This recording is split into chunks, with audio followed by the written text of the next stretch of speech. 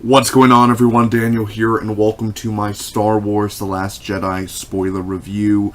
I'm like, what are we now, a week? I'm a week late on this. I saw this Friday morning, so technically last Friday, around this time, 4 o'clock, I was still at work. I work at a movie theater. I got out at 6:30 in the morning. I was there for a very long time. Basically, my showing was at 9 o'clock at another theater. Went to go see it in IMAX. So, wow. When I saw it, I was about 17 hours up. I was about up for 17, 18 hours. And by the time it finished, by the time I went to bed, I sleep for an hour and a half and then go back and work a 10-hour shift again. I mean, it's Star Wars Day at the theater, so, it's... everybody's talking Star Wars. This person's talking Star Wars. That person didn't see it. I saw it. She didn't see it. He saw it. He gets it. So it's just a whole mixture of a bunch of different people. And anyway, let's go ahead and start talking about Star Wars The Last Jedi again. Spoilers. If you have not seen Star Wars The Last Jedi, which probably either senior citizens, like really old senior citizens that are like on the deathbed, I hope you've seen it, but if you have not, those who have not seen it, go watch Star Wars The Last Jedi right now. Drop what you're doing, leave your kids in the car. Okay, don't do that, but leave them in a safe place where they can breathe, ventilation. Go watch Star Wars The Last Jedi, get your ass out of the theater, get yourself on the phone, get yourself some Wi-Fi or some fucking 3G. Hook yourself up to YouTube, come back to the channel, and let's talk about this, because boy, do I have a few words to say about The Last Jedi. A lot of stuff that I'm about to say is negative. Yes, indeed. There's a lot of negative, and don't get me wrong, I love Star Wars. I like The Force Awakens. I thought it was good. I thought Rogue One was great.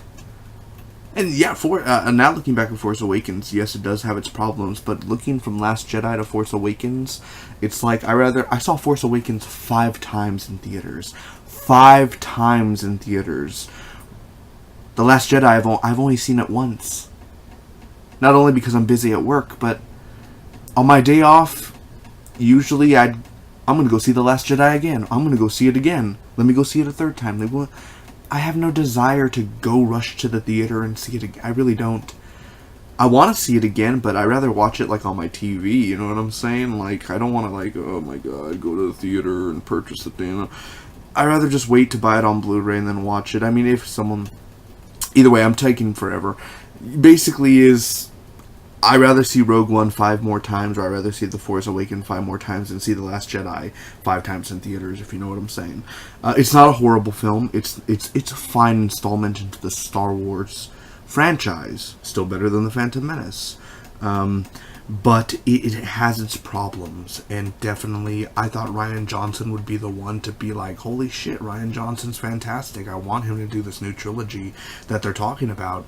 And now I'm just kind of like, Rian Johnson, let's just get a new director. Like, he did his Star Wars, he's done. You don't need to do another one. And I guess they want him to do more, and I'm like, no. Let's take a break from Star Wars. Let's get the Han Solo out, let's get Episode 9 out, and then let's take a few years of a break. But nope, they're just going to continue. Now they're milking it, and I guess people have been talking about them milking it for a while, and I'm like, Marvel milk stuff, DC milking, I'm fine with that. And now Star Wars, it's like, but okay, now the quality's dropping. The quality's really dropping. So I love Star Wars, but I'm not going to be here and riding the Star Wars cock and being like, this is the best film ever, it's the movie of the year. It has fun moments. It has really good moments, but it's nothing, like we're like fucking Han Solo and shit. Luke Skywalker is great in the film. Mark Hamill, hell yeah. Don't get me wrong, but The Force Awakens, I think it was more of that heavy, like, Star Wars is back, and even with that, Rogue One, it's like we're back, prequel to A New Hope, and now this one, it's like it's a sequel to Force Awakens, but yet people still react in the theater to a certain way. Like, if a character comes on screen, everyone just, whoa, they clap and everything, and Luke says one thing, like, he could say, like, you have a funny nose. And then they would be like, wow, oh my god, yeah. You know what I mean? Like, it's just cool down, guys. He's fucking cool down. Alright? You've seen the trailers. You're laughing at the same damn jokes. Like, calm down. Anyway, I'm going to get on with this. I'm sorry. We're going to jump right in, and I have just stuff to go over of The Last Jedi. I'm not going to start from, like, the beginning and whatnot. So let's go ahead and get started. There's good in here. There's good stuff, but I want to get to the first one here. Snokes Death. We're going to talk about this. I'm not going to try to take too long. I just want to take about 2 minutes on each subject if I can. Anyway, Snokes Death. Andy Serkis. What a waste. A waste of time. A waste of space. This movie's about 2 hours and 33 minutes. It's a 2.5 hour film. It does not need to be this long. The first hour and a half is a drag. Yeah, there's moments. There's moments in there.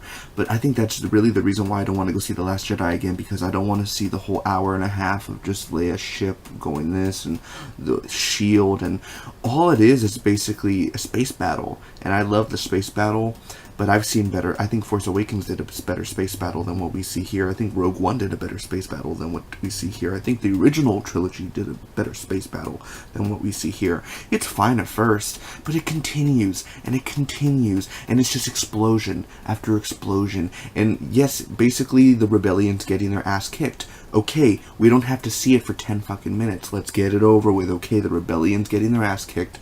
Everybody's fucking dying because it looks like the rebellion doesn't know any shit. It looks like they're not fighting back. It looks like they suck because they have stupid fucking ships. Only Poe's the only one that's living because he's fucking Oscar Isaac. He's a main actor. Of course he's gonna live. The others, the Asians, yeah, they're gonna die. You know what I mean? Like, all these other people are dying. Let's just fucking move on with this. Okay, the rebellion's losing. Okay, move on. Next scene. We don't need to see it for 10 fucking minutes. Let's go. Snokes Death. Waste of time. Waste of space.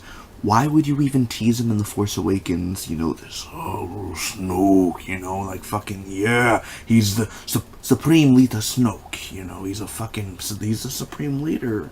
And then you just kill him like that. Like, that right there, and I think a lot of parts in the film, there was a lot of, like, that's Disney in this, and I don't mean, but humor-wise or this and that, like, oh, they're just gonna do that, they're just gonna, hey, I mean, at least they actually showed the body getting cut in half, and, you know, that was fine. It was cool there, but I rather, and I'm kind of glad they didn't do the whole cliche, like, battle, and he has a lightsaber too, and they're fucking battling and shit. I mean, that would have been the cliche way as well, but then again, how do you handle that?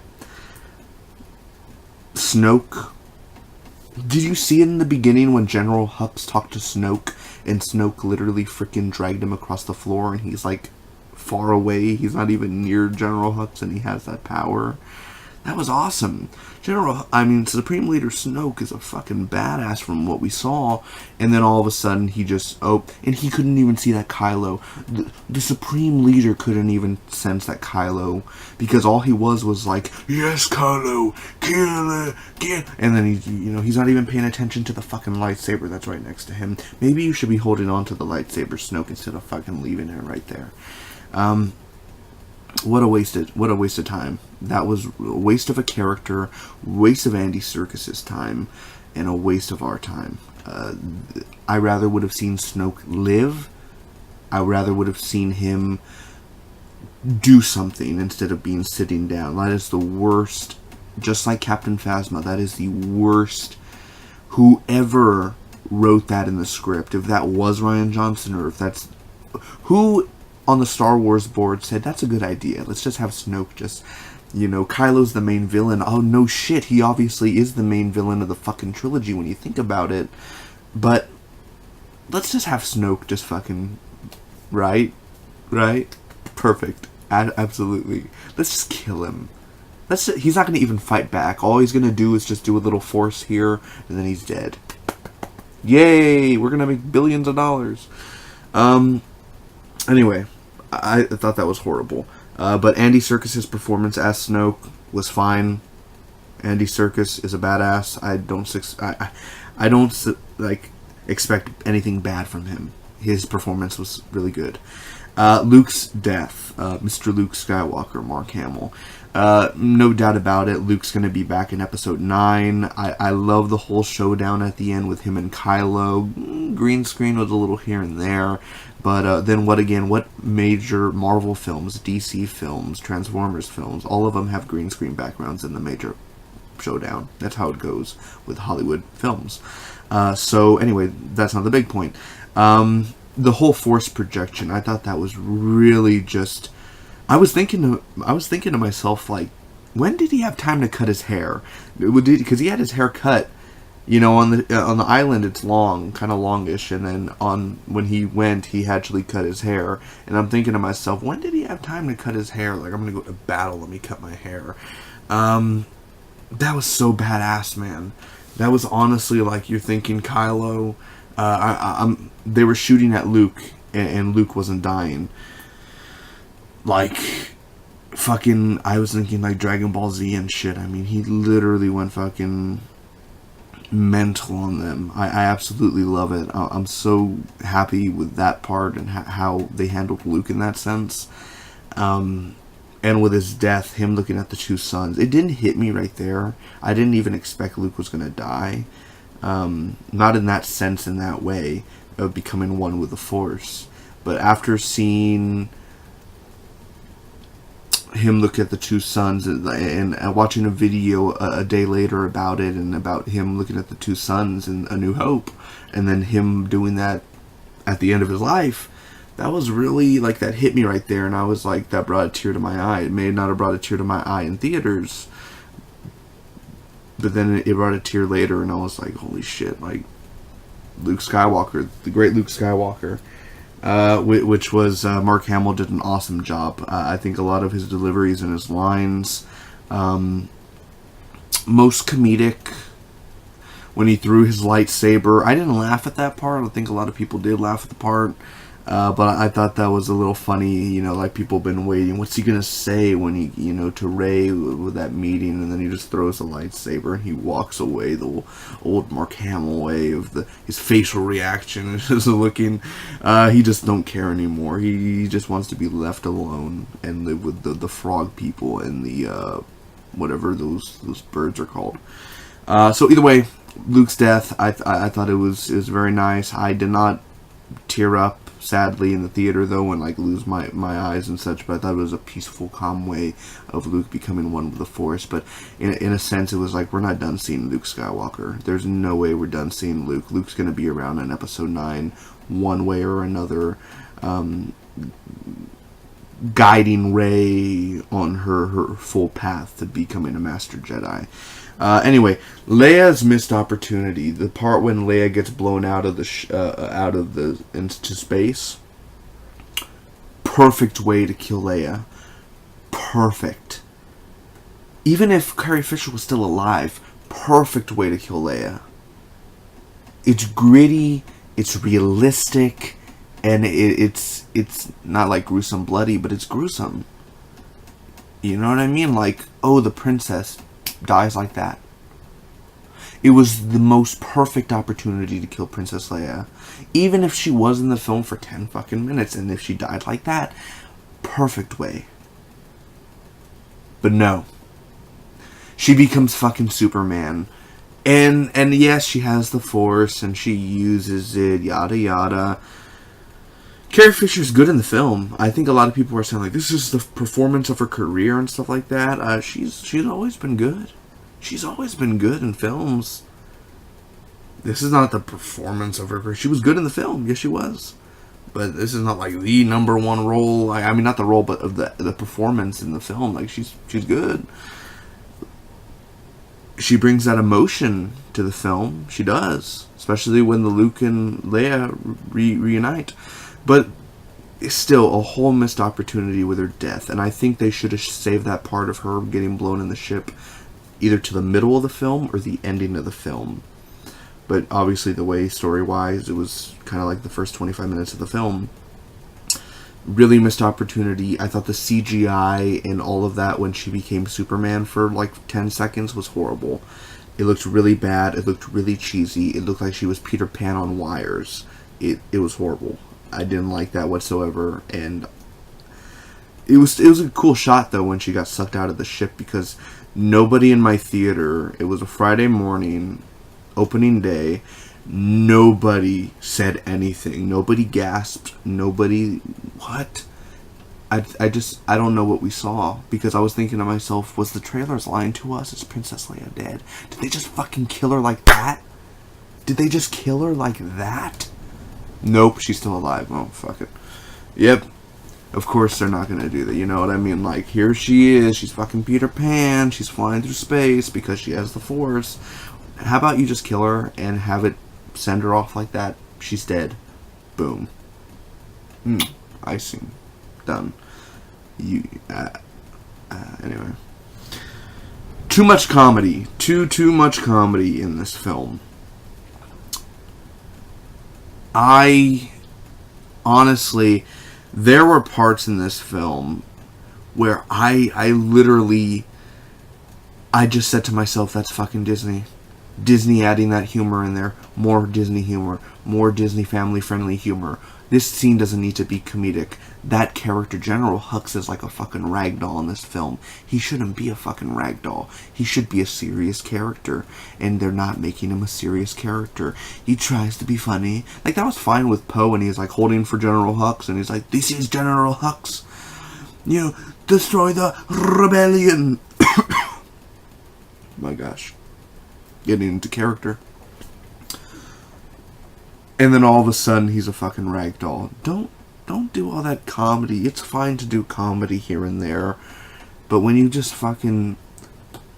when you make the whole film basically a comedy, when almost every little thing you can't take seriously because now it's a whole fucking comedy. It's a parody. It's a Star Wars parody, this film, in most sense. That's not a good sign. That is really not a good sign. So there was, don't get me wrong, it's fine to have comedy in here, but it just felt like every little chance here and there had to be another comedic or, and as well, this isn't comedic, but Maz Kanata, she had a cameo in this film for like 45 seconds or a minute cameo, and it was so, why is a camera following her when she's talking? Is it a drone or something? I mean, she's in a battle. Why couldn't she just be in her own place, technically? Like, I know her place got destroyed in Force Awakens, but I'm saying she couldn't have been just sitting down, eating an apple or something, and talking, and doing her little glasses and shit. She had to be fighting. Like, it was just so, that moment there, too, I was like... And nobody in the theater was like, Maz Kanata! Oh, that character from Force Awakens. Like, just like... Let's get on with the story. Let's go. Okay, fucking Maz Kanata. Cool. Move on. Not an important character. Don't care. Moving on. Yoda. Getting into better stuff here. We're going good, bad type of thing. Yoda. Probably the highlight of the film, I think, for a lot of fans. At first, when we saw Yoda, it was so horrible. Like, it looked so CGI-ish, and then it became that puppet type of Yoda. And I was like, oh my god, just everything that they did. And I'm thinking to myself, why didn't Luke see Yoda over the years? You're telling me he hasn't seen Yoda at all those years? And now he's barely seeing Yoda? Like, finally, after all that long? It's like, dude, where the hell have you been? Have you been fucking watching over me and shit? Like, come on, man, help me out here. But Yoda, bittersweet, beautiful. It brings a tear to my eye. Master Luke. I can't even do it right now, dude. My voice is fucking hoarse. Excuse me. Missed you, I have, Master Luke. Or like, Master Luke, missed you, I have. And he was still so funny. He was still like, you know, just doing his little knuckle things and, you know, his finger, and he was so cool, dude. Oh man, I was watching it with my friend, and we used to always fucking impersonate Yoda back in high school. We're fucking nerds. And it's just like then seeing Yoda, we're like, we're fucking seeing Yoda, dude. That's something Disney did right. They brought Yoda back, but yet they can't bring Lando Calrissian. But we're gonna have to wait till what, episode 9? Maybe they'll bring Lando. I mean, there really is no point to bring Lando back. There really isn't. But I want to at least know that he knows Han Solo's dead. At least he might as well tell him. I mean, come on, Billy Williams ain't getting any younger here. Let's go. But Yoda was fantastic from the look of it, and from the final words that he said with Luke. It's kind of like a little, you gotta kind of decipher it, and you know the words that he says to Luke. But it was still very beautiful, and I'm glad that they put Yoda into the film. That was really cool. Benicio Del Toro wasted. Benicio Del Toro's an amazing actor. He's great in the film. You know, he's a really killer. I love him. I love him in this film. He tries. He not saying that the other actors don't try, but I'm saying you could tell he fucking acts. He's acting in this film. He's actually going for it. He's like, I'm in fucking Star Wars. I'm fucking doing this. He's so fucking happy in this film. You could tell every single scene you see him. He is loving it. And you could tell he just put his own twist on the character. That is totally Benicio Del Toro. Being Benicio Del Toro. He's fantastic. I love his character in this film. Sadly, I wish we got to see more of him. I wish he would have became more bigger in the story. I wish we could have seen him more earlier on in the story than seeing Leia's ship get fucking missiled for an hour and a half. That would have been better. But I think I hope they bring Benicio Del Toro back for episode 9, because if they just brought him for that little scene and he's not going to return, I mean, there is really no reason for DJ to return, I guess. Not really, but then again, they left on bad terms between Finn and Rose, so maybe Finn and Rose will run across DJ again in the future, or maybe not. But either way, I think his character was wasted in a sense, but he did play his role accordingly. You know, he does what he can to survive, and he's just one of those guys. And I guess he did what he did. I just wish we could have seen more of him, or he could have had a more pivotal role in the rebellion story than just, on this, they got captured by the First Order, and he turns on Finn and Rose. And for me, Finn and Rose, their storyline, it was fine, but at the same time, it was like, why did we need a new character? Why? It was funny, my mom, we were watching an interview a few days ago, and she hasn't seen the film, but she saw the actor who played Rose, and she was like, this is my first major big film. And it's like, yeah, they hired you because of diversity. The only reason they hired you, let's get an Asian woman in here, let's get some diversity in here, you know what I mean? That's not the only reason why they hired you and added a new character, for fucking diversity. We need an Asian in there, so they put a fucking Asian.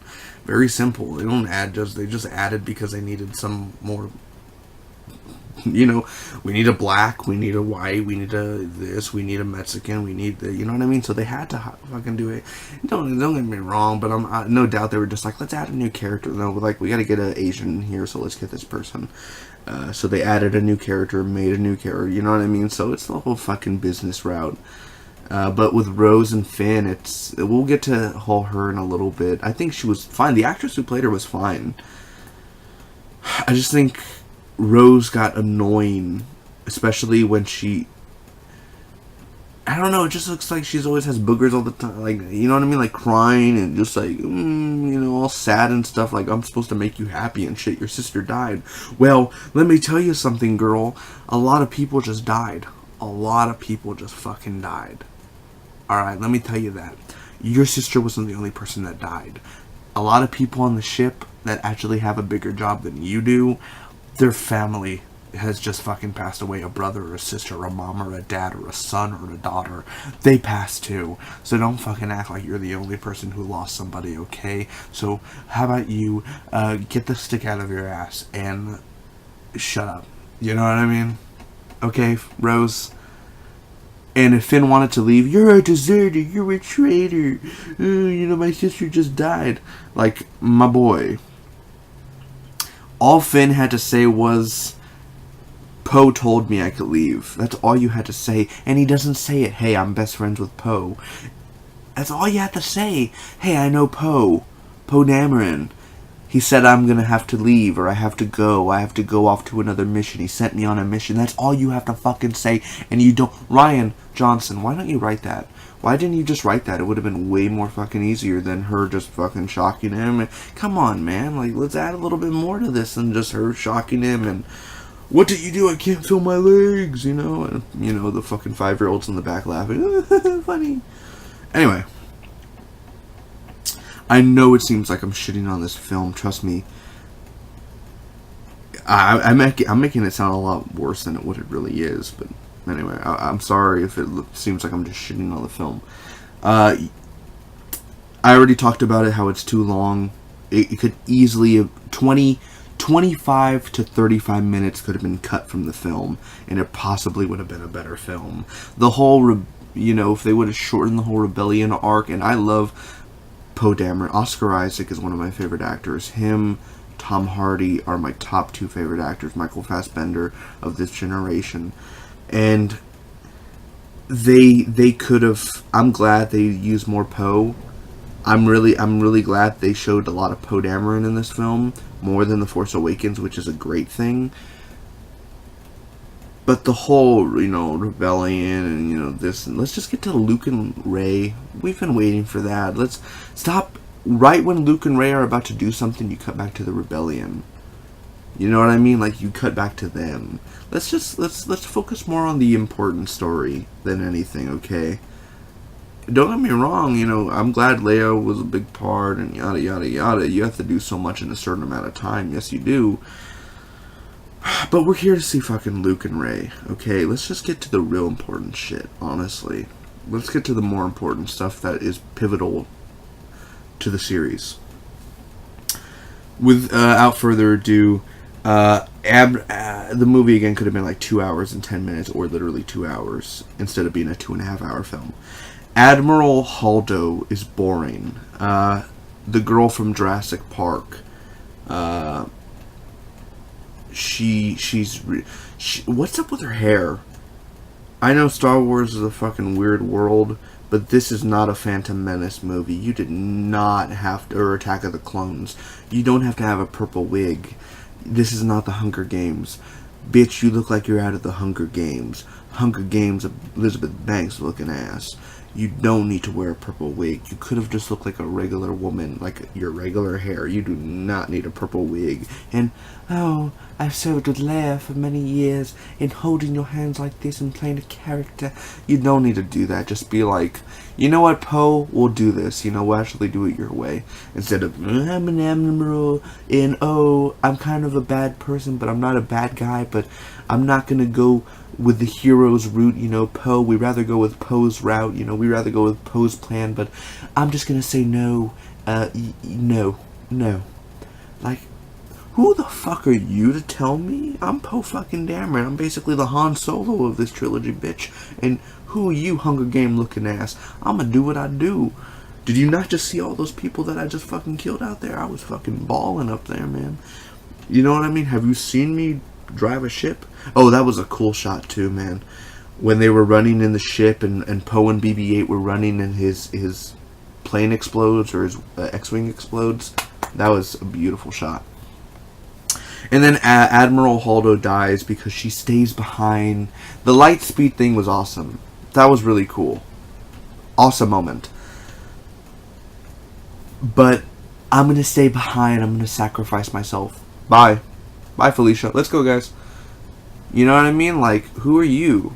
You know, you were just in the film for 25 minutes and you've been a fucking migraine the whole fucking time. Bye. Bye-bye. You know, we're leaving. And Leia's like, oh no, we have such history together. Bitch, I don't even know you. Get out of here. You know, like, let's go, Leia. Come on inside, please. You know, like, let's just fuck Holdo, right? Who cares about her? This really has a double, like, edged sword right here. A lot of death. There's a lot of death in this film. That's a good thing, and that's a bad thing. I don't want to go too much into explanation about it. I'm not taking points off in the film for this, in a sense. I just feel like there's a lot of death in this film, and there's not a lot of... there's a lot of death in this film. It's a good thing, and it's a bad thing.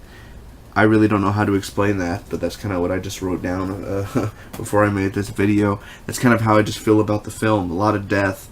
Happy face, but a frowny face. I don't know if people feel the same way about the whole death. Because it just seems, again, I get it, the rebellion was getting their ass kicked, and it's just fucking red shirts in Star Trek. It's just the red shirts getting killed. All the people that are not important are just getting killed. I don't know you. We don't know you. Oh, look, there's a bunch of X-Wing pilots. Oh, you know, they burn up in flames and shit. Like, oh, look, they're doing it again, like they've done since a fucking New Hope. They're doing the same shit again. Here's the same shit. Here's the same shit. They're getting killed again. Hey, Finn, or hey, Poe, I'm right on your... Like, come on, are they gonna do this in episode 9 too? I mean, come on, let's fucking, come on, man. I'm not complaining of old tradition ways, don't get me wrong, you know, do something new, but, you know, there's that point someone's going to say, well, they did something new and you don't like it. Well, I don't know what to say about that. I don't know what to say about that. You can't please everybody. And apparently this movie didn't please a lot of people. I'm not the only one. So don't come at me and be like, well, then you're just not, you know, like, no, I'm just not a fucking sheep where I'm like, this is an amazing Star Wars, it's a 10 out of 10. You know, the people who are heads up their ass, you know. No, I see it for what it is. Yeah, it's fine. It's a fine Star Wars installment. It's not as bad as the fucking Phantom Menace and like Revenge of the Sith and shit. Not at all. But I would still say Force Awakens. I would rather see Force Awakens or Rogue One out of the new films any day. And The Last Jedi will be at the bottom of the list of the 3 films so far of the past 3 years. But maybe I have to see it again. I've only seen it one time. But I really don't want to see it in theaters. I'd rather see it on my TV. You know what I'm saying? I'd rather see it on my TV and break it down more. Anyway, General Hux being misused. Domhnall Hall Gleeson, fucking fantastic. The rebellion, you know. Ah, yes, Supreme Leader Snoke. General Hux here.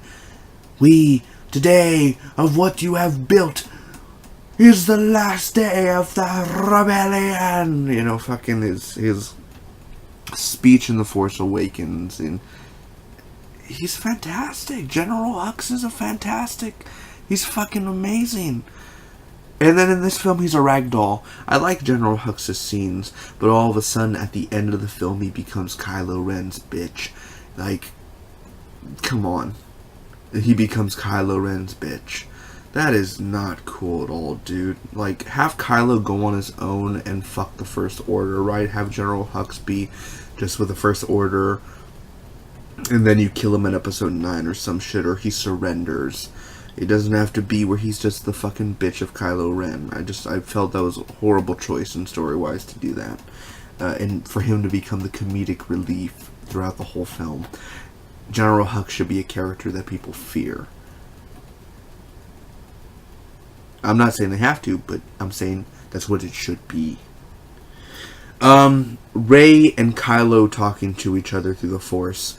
This is something that I love. I absolutely found it as a cool element within the film. Adam Driver's fantastic. Him, Oscar Isaac, and Domhnall Hall Gleeson are the 3 actors in the film. Him and Benicio Del Toro. 4 actors in the film that are quality actors. Potential award-winning actors in the film within their career.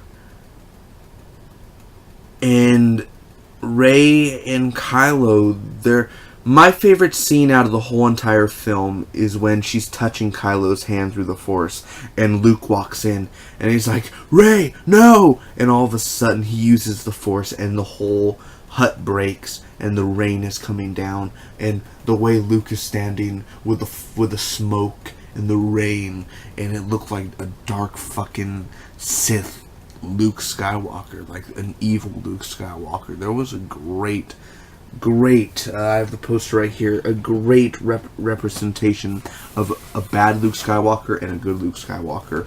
Just how this poster kind of shows it here. You have the good and you have the bad.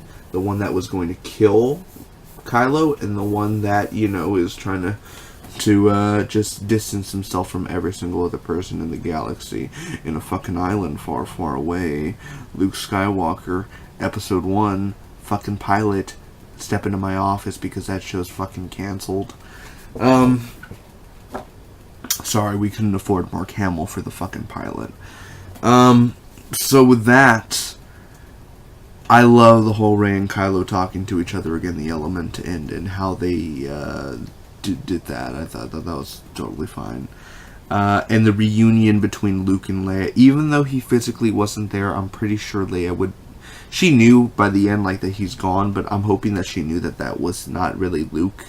That was like his force projection. It's him, but he's not physically there.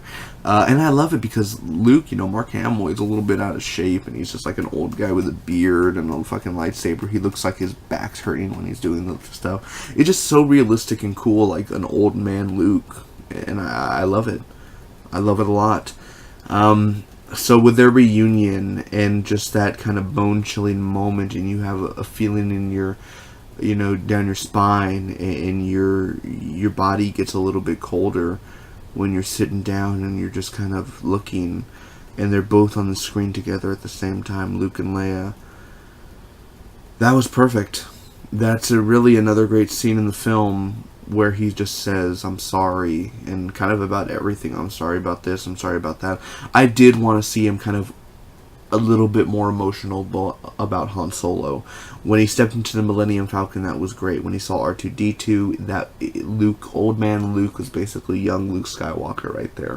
When he saw Chewie, I know that there's nothing you can say to help me, Chewie, to get me to help you guys, Chewie.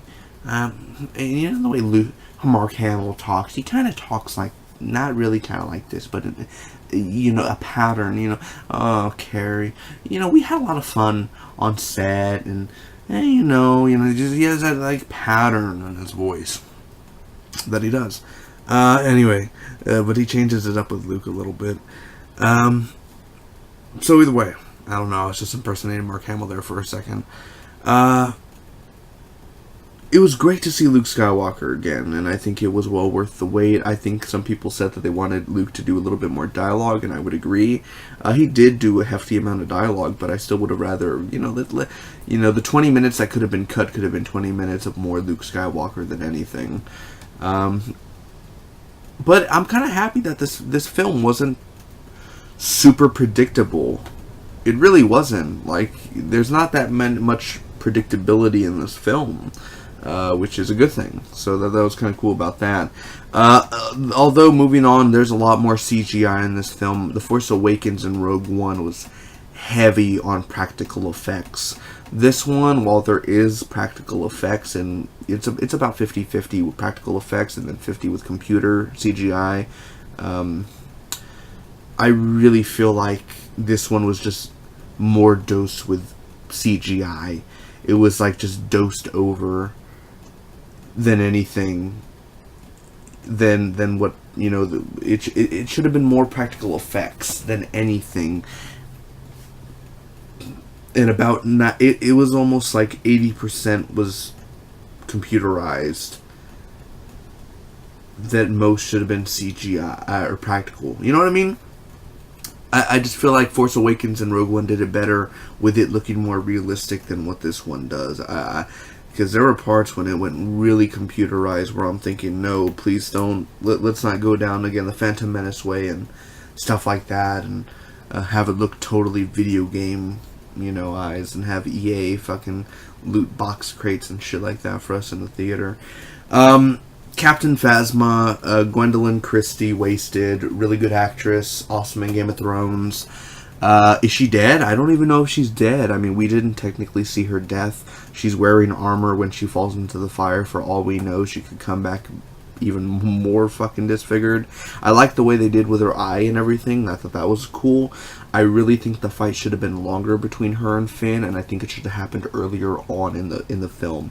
If you were gonna kill Captain Phasma and waste her, you might as well have wasted her in the first 5 fucking minutes and waste her in the last 30 minutes of the film. It was a waste. She showed up, a bunch of explosions happened, and then she's walking with a bunch of First Order people again. I just don't understand. Like,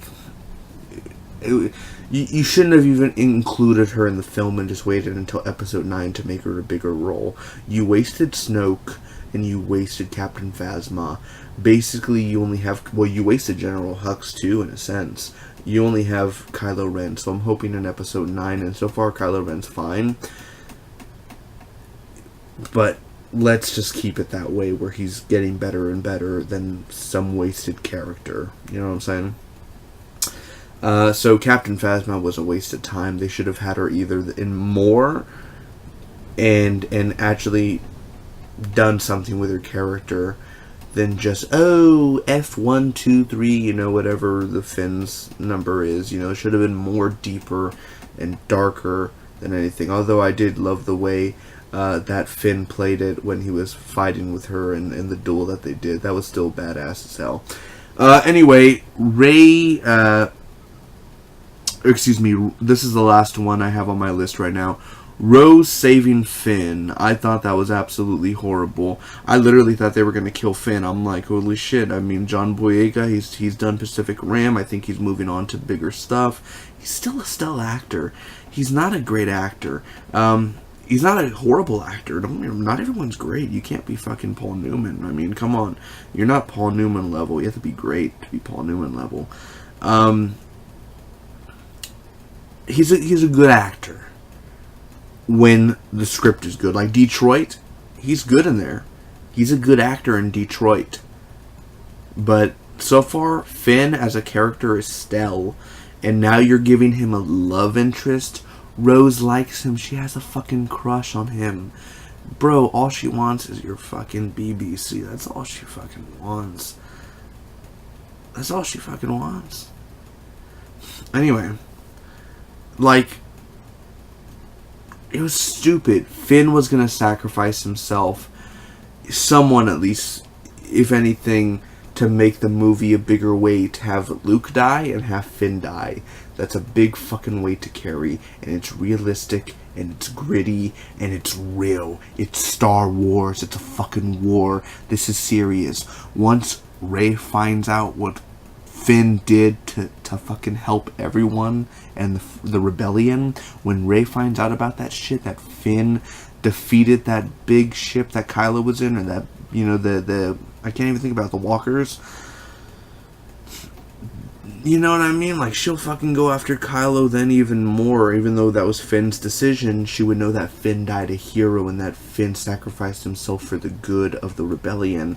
Then she'd be like, I have to avenge Finn, in a sense, where I gotta make sure that he just didn't die for no reason. We're gonna get the people off this planet, and then I'm gonna kill fucking Kylo. That's all you gotta do. There you go. There's the setup for episode 9. But here comes Rose. You know, wee wee wee wee wee wee wee. You know, haha, rice and beans, or not even beans, just a rice. You know, rice again. Fucking, you know. I like Asian food. Don't get me wrong. Anyway, all my Asian peeps watching, I love you. It happens. And then Finn goes, Rose, like, yo, a walker's right there, you know, whatever they're called, ATT or something. I'd fucking leave Rose. I'd be like, fuck that shit, I'm fucking going. Fuck that. It was so cool, though, when Poe was running and he slid into the trench and shit. Anyway, I don't know how to feel about Finn and Rose. At first impression, I thought they were fine. But now thinking about it more, it's like the whole casino thing was a waste of time. See, there's a lot of wasted time in this film where it's like, you didn't have to show this. You didn't have to show that. I don't really like this. I don't really like that. And apparently a lot of other people don't like that. And I'm kind of happy that a lot of people are kind of seeing what it is. And I'm after this, I'm kind of like, let's really rethink about Star Wars, about what you're trying to make it. Are you trying to make it a parody of Star Wars? Or are you really trying to continue the legacy of what Star Wars started and George Lucas did back in 1977? So let's think about what we're trying to do instead of making it a family humor comedy that Will Ferrell should fucking star in. Let's keep it realistic, let's keep it grounded, let's keep it fun, and let's keep it gritty. You know what I mean? Let's have it. Let's do it. So anyway, I'm going to give Star Wars The Last Jedi a 7 out of a 10, a B minus. Again, it sounds like I shit on it more than I did, but there's a lot of fan service in Force Awakens. In this one, Luke Skywalker, Yoda are basically the two biggest things you take out of The Last Jedi. There's a lot of missed opportunities in this film. There's a lot of wasted time and a lot of boring.